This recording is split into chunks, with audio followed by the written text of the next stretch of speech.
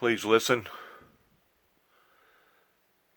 as a eulogy is being presented of Elijah Cummings. Please listen.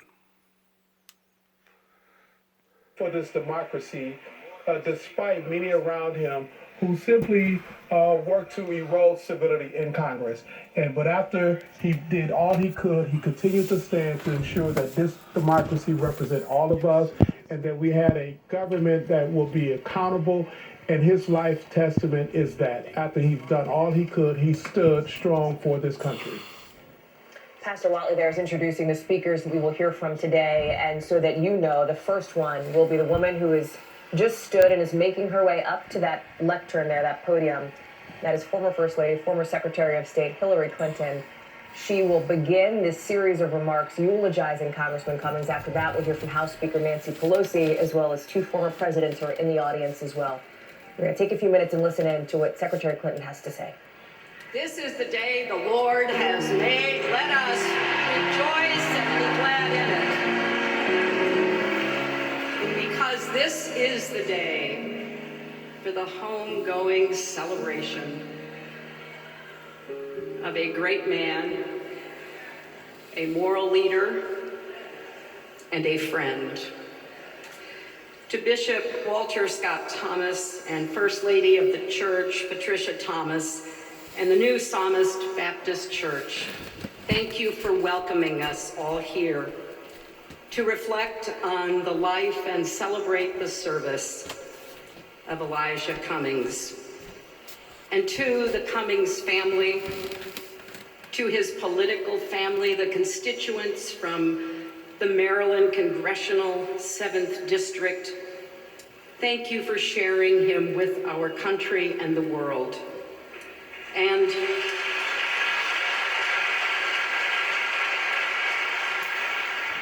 thank you, Maya.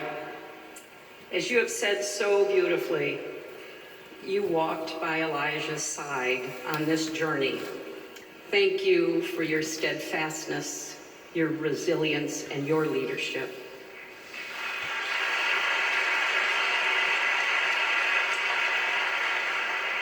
It is no coincidence, is it, that Elijah Cummings shared a name with an Old Testament prophet, whose name meant in Hebrew, "The Lord is my God,"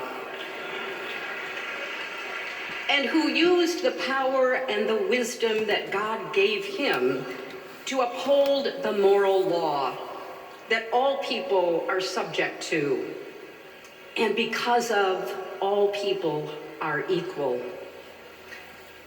Like the prophet, our Elijah could call down fire from heaven,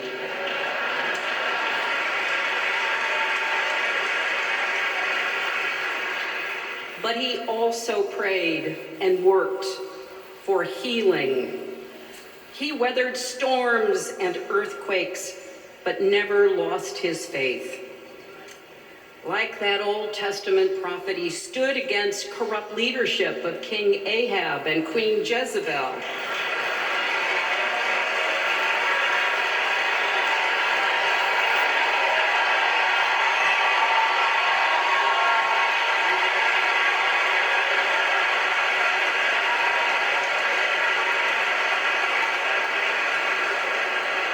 And he looked out for the vulnerable among us. He lifted up the next generation of leaders. He even worked a few miracles. And he kept reminding us, life is no dress rehearsal. The American people want to live their lives without fear of their leaders. And as leaders, we have a responsibility to keep the promises made when running for office to make the lives of Americans better. As Elijah said, while we're all on this earth, that's my message. Our Elijah was a fierce champion for truth, justice, and kindness in every part of his life.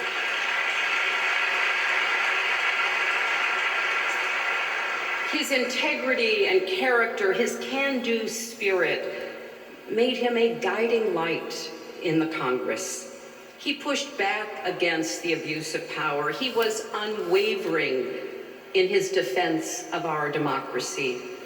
He had little tolerance for those who put party ahead of country or partisanship above truth.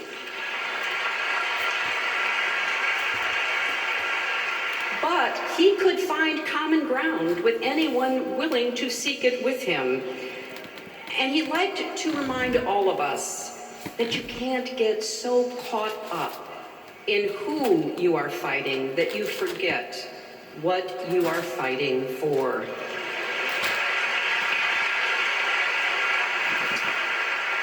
Even his political adversaries recognized that it wasn't really about politics for our Elijah. He led from his soul. He often said that our children are a message to a future we will never see. I saw that firsthand when I attended an event for the Elijah Cummings youth program in Israel.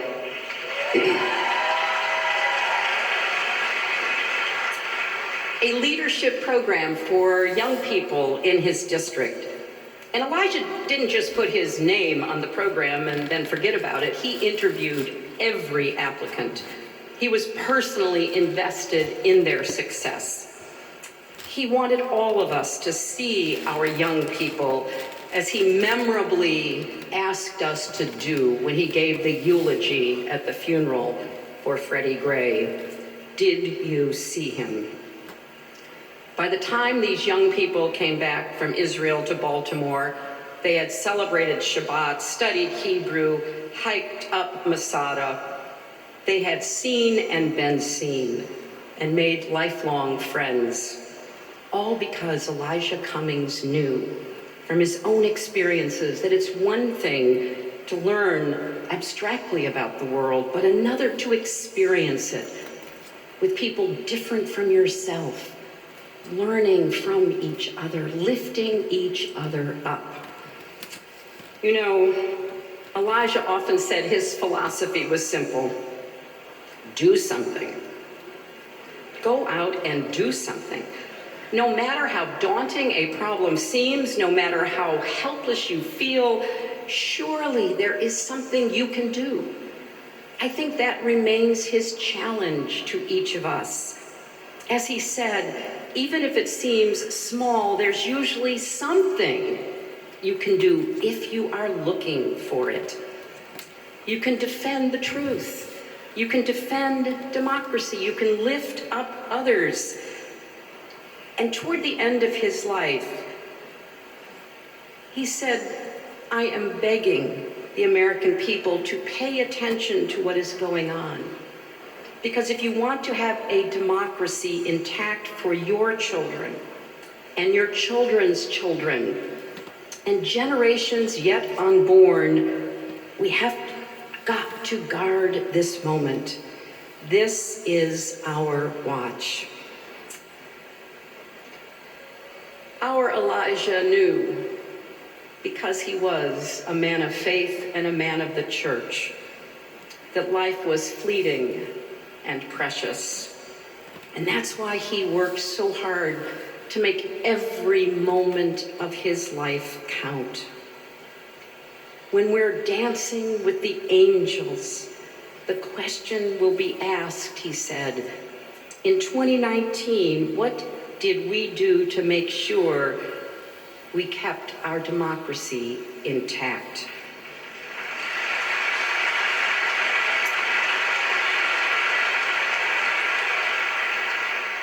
I will end with the paraphrase of a poem that Elijah recited in his very first speech in the Congress.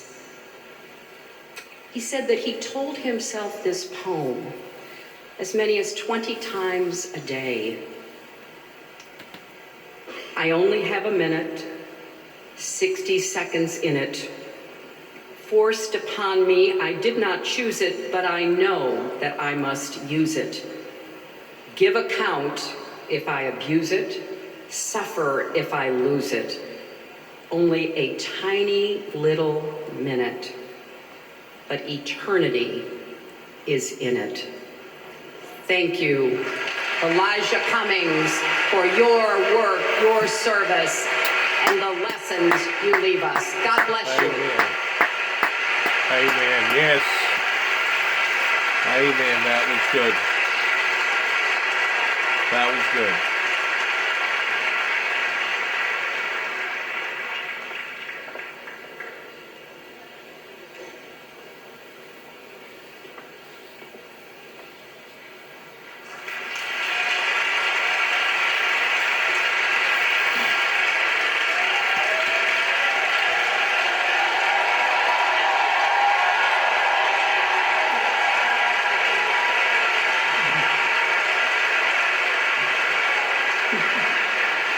Good morning, Baltimore. Thank you, Bishop Thomas, for bringing us under this beautiful auspices to pay tribute to our darling, precious Elijah. Mr. President, Mr. President, Mr. Vice President.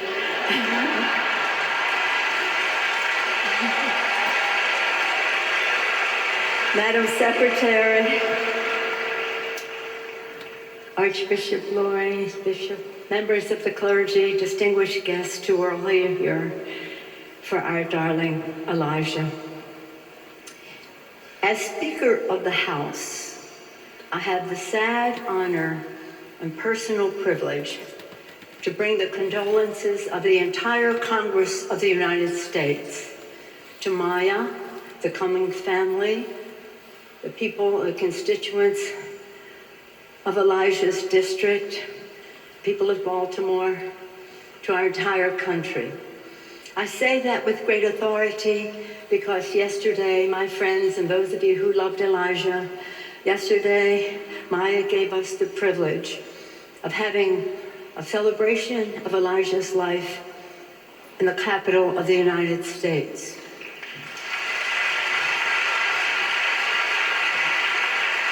The first African-American lawmaker ever to serve in repose, lie in repose in the capital of the United States.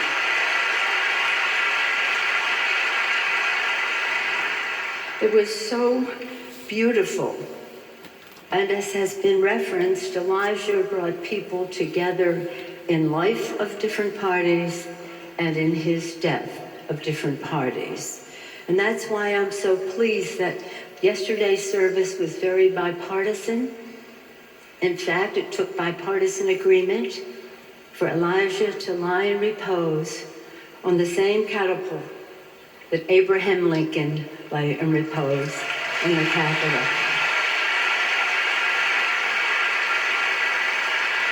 And so today we have a very strong bipartisan of Elijah's colleagues from the House of Representatives, led by our chair of the Black Caucus, Karen Bass, our leader, Steny Hoyer, John Lewis, Marcia, who got the nod, and I'm happy to get it as well, and so many of our members of the House in a bipartisan fashion. Please rise to be recognized. And their families and their staff, Elijah's staff. John Lewis, where are you, John Lewis?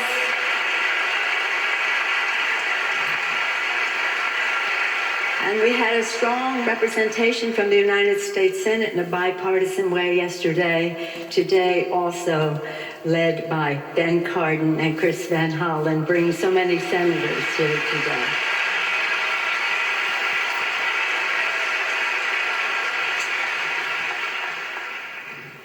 Bishop Thomas, how brilliant was it of Elijah's parents to name him Elijah? As the secretary said, the Lord, the God is my Lord.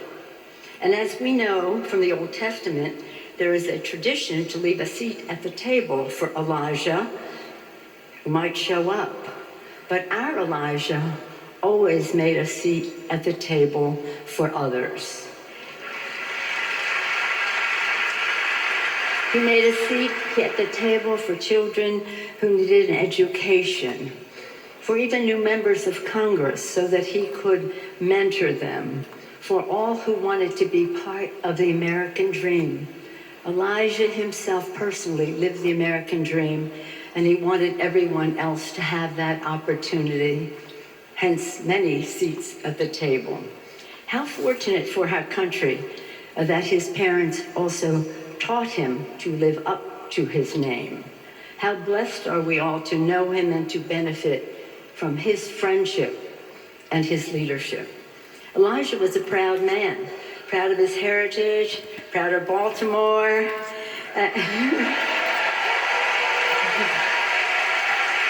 and proud of America.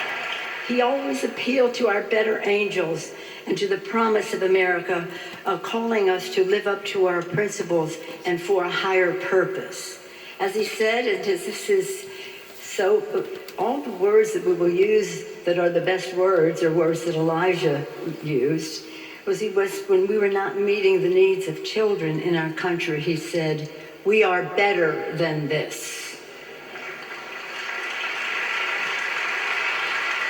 He held himself to a high standard, and that is why I've called him the North Star of Congress, our guiding light. Thank you, Maya, for giving me this opportunity to speak at the Baltimore celebration, as well as yesterday, of Elijah's life. Previously, I've seen some of you over time speaking as Speaker of the House before, at St. James Episcopal Church to speak at the funeral service for Congressman Parren Mitchell, a sad and proud day for the Baltimore community and our country that day.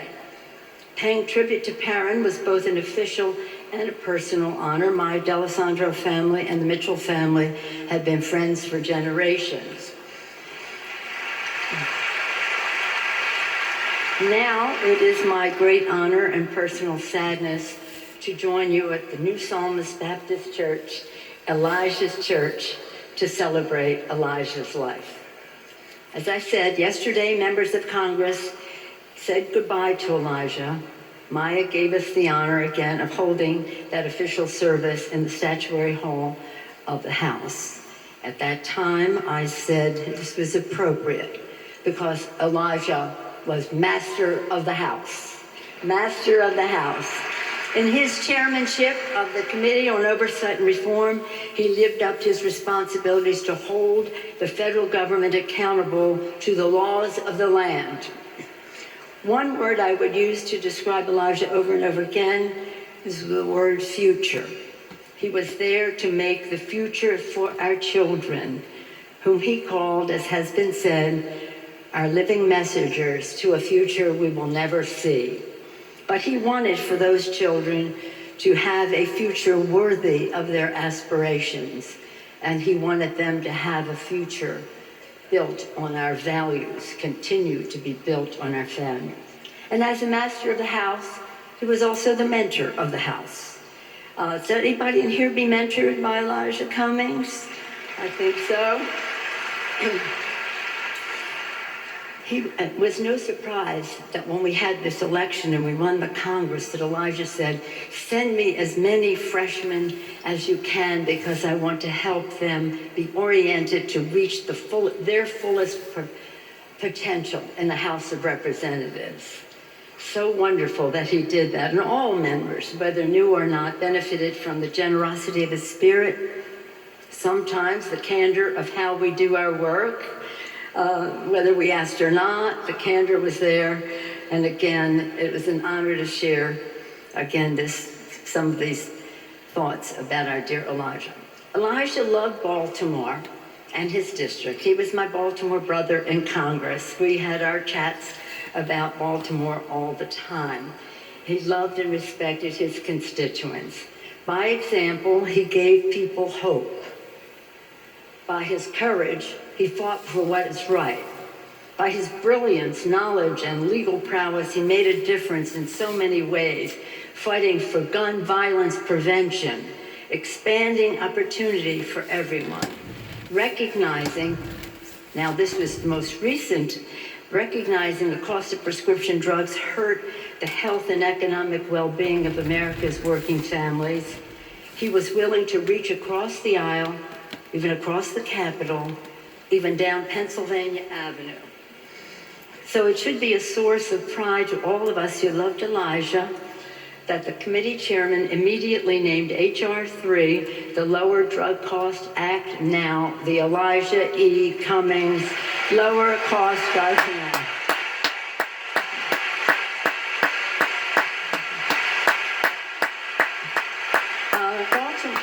Our Baltimore connection gave me special entree into the thinking, Elijah's thinking, which helped me as speaker.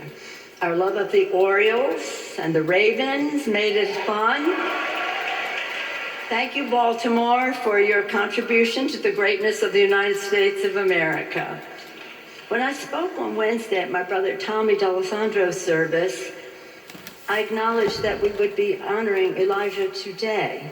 We lost two great leaders in 1 week, we did in Baltimore. One of the things that Elijah, my brother Tommy, and I, being from Baltimore, and I representing San Francisco, had in common was the pride we took in Baltimore, our Baltimore. Another thing Tommy, Elijah, and I had, and I, in representing San Francisco, had in common that our hearts are full of love for America. I used to tell them in San Francisco, for us, love means letting other versions exist. And that's exactly what Elijah did. Respecting the views of others, reaching across the aisle, building community and consensus. Thank you, Maya. Thank you to the children and to your entire family for sharing Elijah with us and for loving him so much. You were the source of his strength and inspiration. I hope it is a comfort to you that so many people mourn your sad loss and are praying for you at this sad time.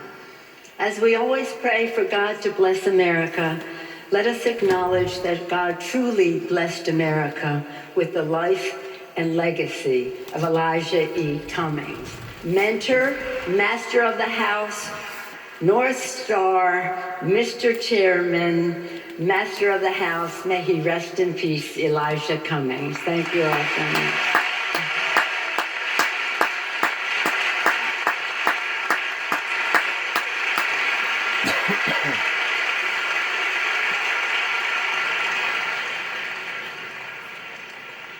A standing ovation there for House Speaker Nancy Pelosi with those emotional remembrances of Congressman Elijah Cummings, speaking right after, of course, former Secretary of State, former First Lady Hillary Clinton as well. I'm back now with Joel Payne, with Jonathan Capehart, Derek Johnson, Mike Memoli.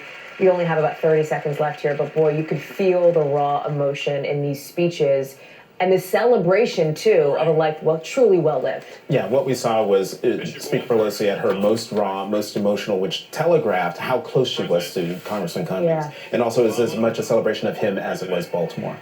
And I would just say that Elijah Cummings, in some of his comments, I know that there was a 60 Minutes interview where he talked about his father, and I was struck with the emotion because I understand that as a black man and as somebody who comes from the circumstances that Elijah Cummings came from, and the idea of him carrying that legacy into the House with him. So this is a very strong emotional ceremony to be a part of and to watch. And there's more to come, too. We're going to hear from former Presidents Bill Clinton and Barack Obama in just about, we think, 40 minutes to an hour or so. That does it for us. I want to thank both of you, Joel and Jonathan. I want to thank Derek, Mike, the others who have been with us as we remember Elijah Cummings this morning. For now, Craig Melvin, I'll turn it over to you after, frankly, a remarkable scene in that Baltimore church, the biggest names in the Democratic Party and some in the Republican Party, too, side by side, to remember this giant of Congress.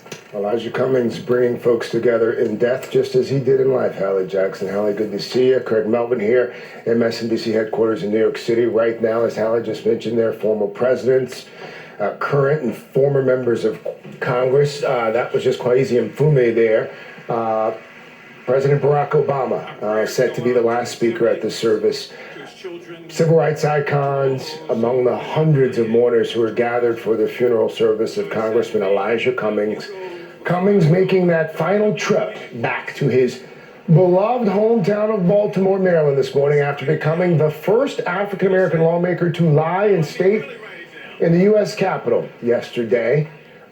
President Bill Clinton also expected to speak. Lying in state, by the way, in honor that has only been bestowed upon roughly 20 former senators and representatives and presidents in the history of this country. His casket yesterday, as it lied in state, sitting upon the same platform as Abraham Lincoln's. House Speaker Nancy Pelosi, former Secretary of State Hillary Clinton just paid their tributes to his life of service. A final goodbye to a man whose legacy will live on in the halls of Congress and the hearts of many of the Americans he inspired as well. Let us start this hour with Jeff Bennett, who is there in Baltimore, Maryland. Jeff, how is the congressman being honored and remembered today? Craig, he is being honored as a fierce advocate for truth, justice, and kindness. We learned from the pastor of this church that Elijah Cummings himself wrote his funeral program and determined who he wanted to participate in it. So already today, we saw Senator Elizabeth Warren, read the 23rd Psalm. Gospel singer B.B. Winan sang Stand, as popularized by Donnie McClurkin. B.B. Winan sang the roof off this church, frankly. And then Hillary Clinton spoke, and she said to her mind, it was no coincidence that Elijah Cummings shared the same name as an Old Testament prophet, she said, who could call down fire from heaven while still working toward healing. Here's a bit more of what the former Secretary of State had to say. It is no coincidence, is it, that Elijah Cummings shared a name with an Old Testament prophet, whose name meant in Hebrew, "The Lord is my God." He weathered storms and earthquakes, but never lost his faith. Like that Old Testament prophet, he stood against corrupt leadership of King Ahab and Queen Jezebel.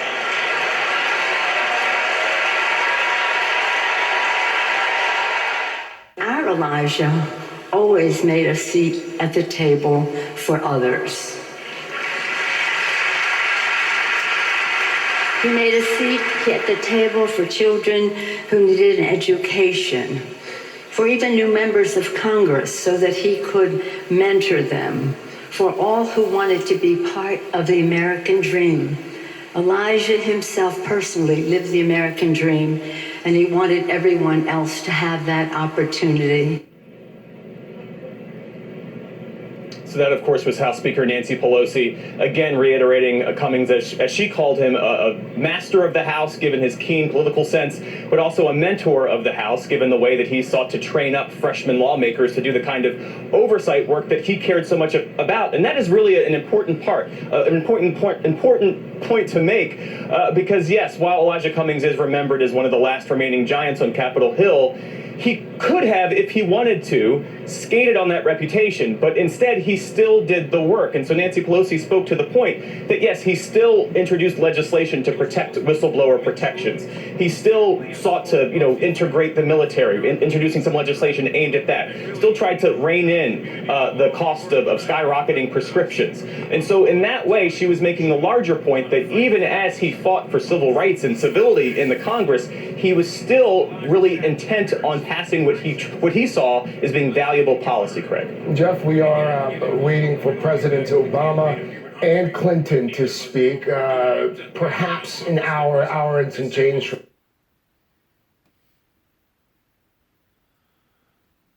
We're going to speed this up. No disrespect to the commentators that are talking right now, but I want to get to basically the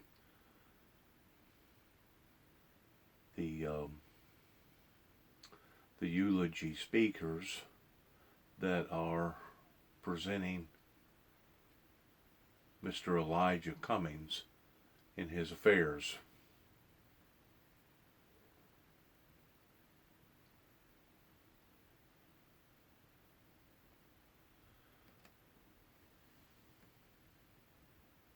Friendships he was able to create.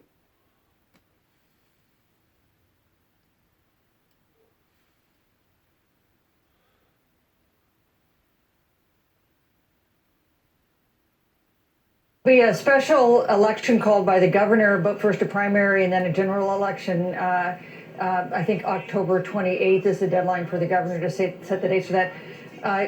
It's a lot of speculation that Elijah Cummings' widow, who is chair of the Maryland Democratic Party, will choose to run for his seat.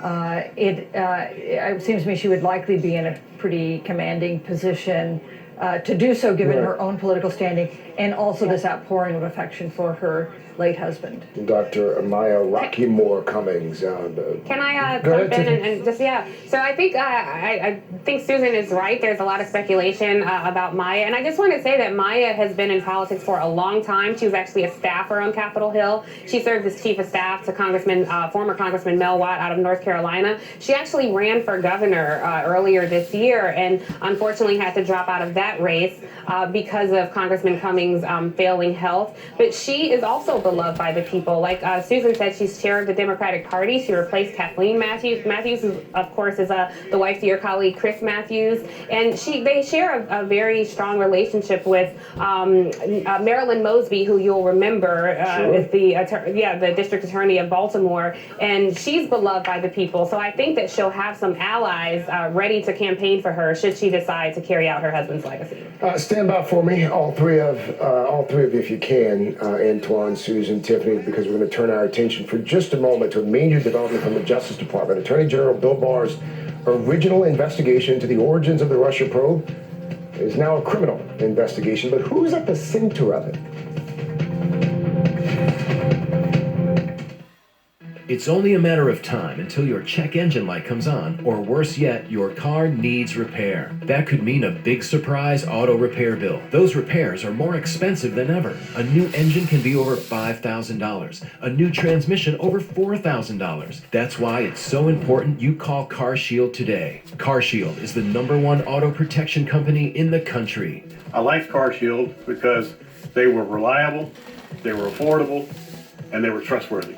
Well, I think everybody should have shared with them on board the final flight that they failed to communicate among each other about the malfunctions. And in the final 11 minutes of the plane as it flew, when the captain was wrestling with this autopilot feature that was sending the plane into a dive, and he was forced to manually override it dozens of times, when he handed off control of the plane to his first officer, that officer was not properly informed and quickly lost control of the aircraft, and it went into its final fatal dive. The head of the investigation spoke to CNN and described this as a new kind of air disaster. This is also the new type of accident. Since we introduced a computerized aircraft, then there will be some issues with the software problem. The U.S. Federal Aviation Administration has responded to the investigation saying, quote, "We welcome the recommendations from this report and will carefully consider these and all other recommendations as we continue our review of the proposed changes to the Boeing 737 MAX."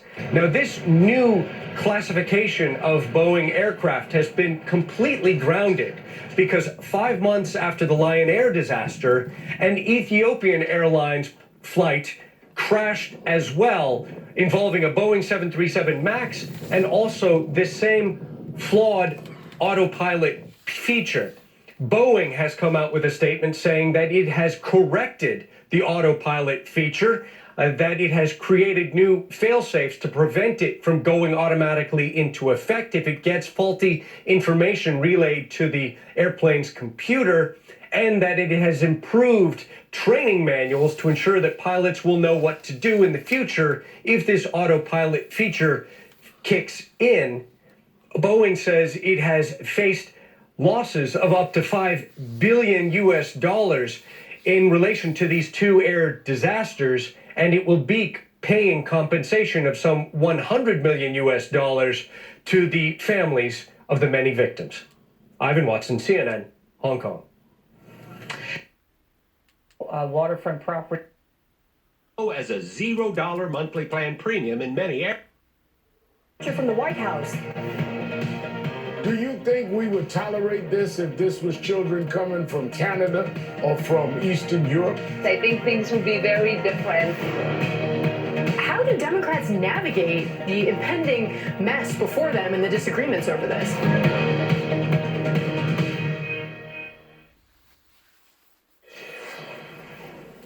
The Department of Justice has escalated its investigation into how the Russia probe started. It is now a full-fledged criminal inquiry, meaning that the Justice Department is now investigating itself.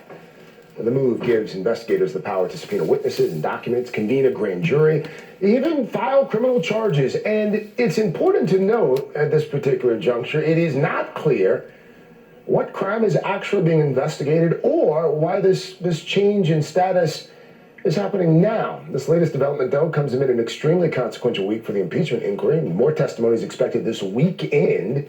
I want to bring in NBC News correspondent Julia Ainsley, who has been following all the twists and turns. So, Julia, the investigation being led by Connecticut U.S. Attorney John Durham, tapped for the role by Attorney General Bill Barr.